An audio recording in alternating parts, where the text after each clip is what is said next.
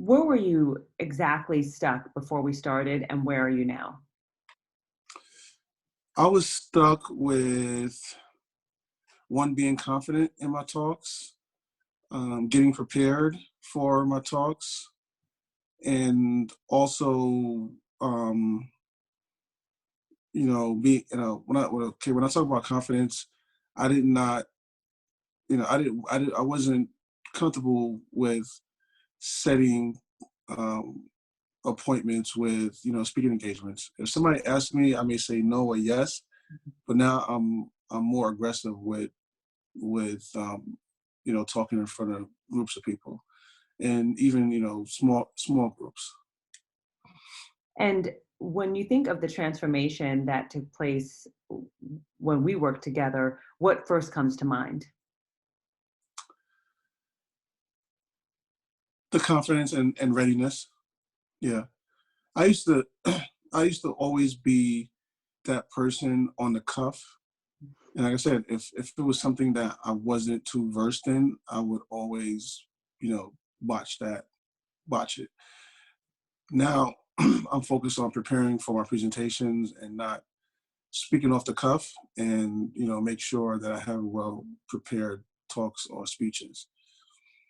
How many speaking engagements when we first started working together did you have in the bag? And now, as you move forward, how many do you have? Well, I didn't have any before, and since I talked to you, I have about five. Yeah. Within the span of probably 3 months, correct? Yes. Yes. Okay. What surprised you the most, Jason, about working with me? What? I didn't hear you. What surprised you the most about working with me? Well, I did not know how intense it was going to be, but it was a good intensity, and Wait a minute. Say what intense means. Don't huh? say. Explain what intense means when you say intense. Oh yeah, I was about to explain it. So it was, you held me accountable to everything, and you would check up on me, and you wouldn't let me kind of, one of, my I had a fear, and you would help me conquer my fear by holding me accountable to making sure I'm completing all the tasks that needed to happen. So that was one that was surprising. I didn't know what to expect. I said, okay, I'm going to go through this thing. I'm going to learn how to speak, but I didn't know how intense it was going to be. Mhm. Mm. Were you surprised at the crafted signature talk that was provided to you? Oh, I was very surprised. I was When you said I'm going to write your talk. I said, let me see what she got. Let's see what and and what you provided. I mean, you have no, you're not in my field, right? But you made sure you research well much about it, and it was basically two different topics, and both speeches resonate with the program that I have, with program that we have for participants. But it just resonated with me because you were able to craft my story and connect it to the program, and that that was mind blowing when you sent me those emails like, hey, I got this story for you.